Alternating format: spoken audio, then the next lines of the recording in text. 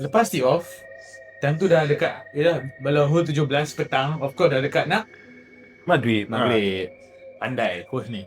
Nak tengok hole tu. Okay, lepas tu? Okay, lepas tee off, belakang tak ada orang, confirm tak ada orang. Ya. Sebab kita we are the only one left.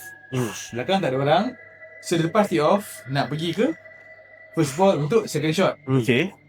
Lalu tepi itulah. So bagi depan dah jalan. Bagi belakang, aku dengan Jimmy 101 Okay. dekat belakang. Okay, jalan. Masa tengah jalan, bola tiba-tiba macam ada orang baling dari pokok. Ni betul-betul depan mata aku. Daripada kanan? Daripada kanan. Bola tu bola buruk. Dia baling kat fairway. Serius? Okay. On the first day, aku rasa angin lah ni. Aku nak cuba Okay. positifkan diri. Bola tu keluar. Jimmy pandang aku pandang Jimmy.